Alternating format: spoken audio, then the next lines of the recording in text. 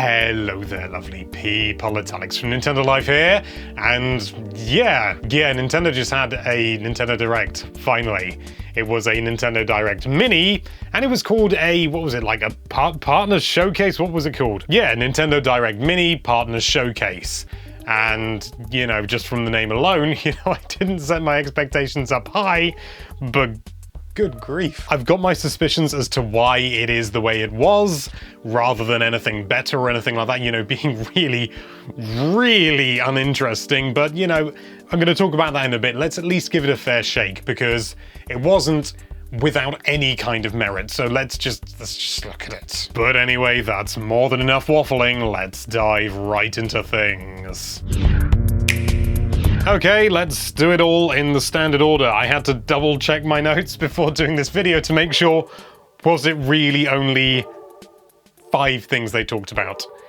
It was. Cadence of Hyrule, Crypt of the Necrodancer featuring The Legend of Zelda is getting a DLC, load of DLC in the Season Pass, 3 DLC packs, and they do various things. Well, let's actually explain what they are. First pack is a character pack. You get 5 additional characters, including Impa, and you've got Impa, Aria, and some others. A lot of them I didn't recognize. I'm guessing they're Crypt of the Necrodancer characters. I haven't played it. The second pack is weird. It's the Melody pack, which this is music. This is 39 tracks of music, and you can choose which one you listen to as you go around and play the game. Which, is that really DLC? Is that worthy of a pack in and of itself? I don't know, but it strikes me as being a bit weak. Last one though, that actually looks really, really cool. It's like new story content, and you go around as Skull Kid, and I think Skull Kid doesn't get enough of a fair shake, honestly. I mean, I know it's a very sort of typical hipster thing. Oh, Skull Kid, oh, Majora's Mask, it's better than Ocarina of Time. I prefer it, I don't think it's better. So that's really cool. I actually like the idea of that. It's $10 though, which is quite pricey, and that's just the final pack. The first pack is $6, the second pack, which is just music, is $6, and the final one is $10.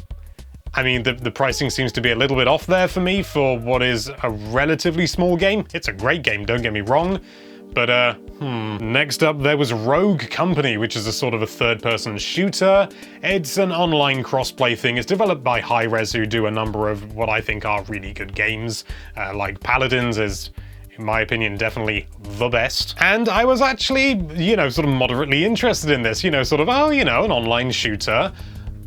But it was presented and it was revealed, and it was like, hey, new character in this game. And it's like, what's the game? I've literally never heard of it before, and yet it was presented in a way that we were supposed to understand what the game was. It mentioned very briefly, you know, it's like, it's a third-person shooter with crossplay and stuff like, and cross-progression. That's really good, okay.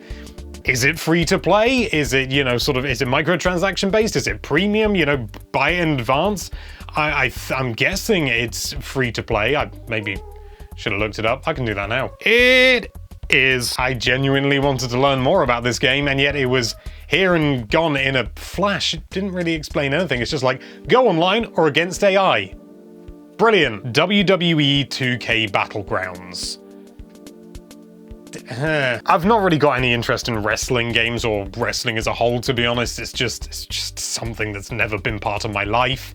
And so, you know, sort of they presented this, and it looks fine. It's a wrestling game. It's being a little bit, it's not trying to be realistic or anything like that, which is probably a good thing.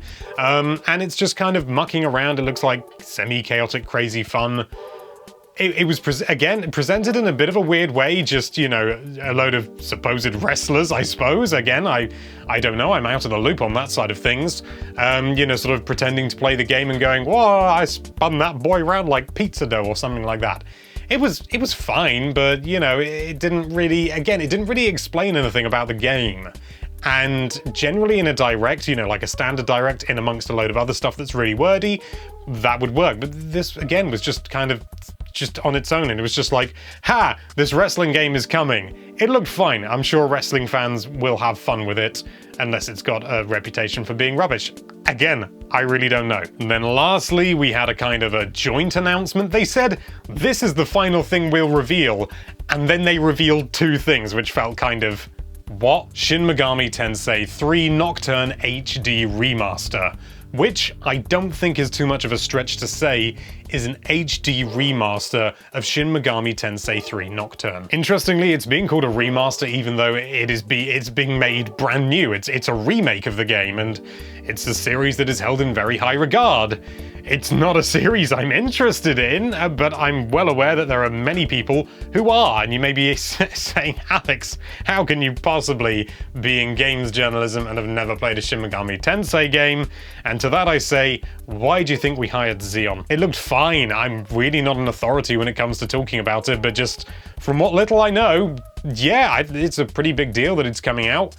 Yeah, and then the biggie, Shin Megami Tensei 5. And I don't know if it was pre-rendered or if that, it wasn't actually showing Nintendo Switch footage, but if it was, this game is a serious looker, I can say that much at least. What's really interesting though, and I don't know if they actually mentioned this in the Direct or if it's just something I've only just seen in the PR, but it's an exclusive, and that's a big deal. Shin Megami Tensei is a colossal series, particularly in Japan, but even in the West to a degree, it's got a cult following, but it's a strongly opinion cult following. You do you, Shin Megami Tensei fans. It's coming to Switch in 2021, which, yeah, it's pretty good. It's an exclusive, huge franchise coming to the Switch.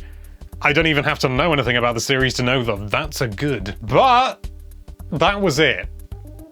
That was it. The entire presentation from start to finish was 8 minutes long. 8 minutes. It had very little fanfare. I mean, it was announced less than a day before it went live. I just woke up this morning and it's like, oh, Nintendo Direct Mini, when? Today? And they're specifically calling it like a partner showcase.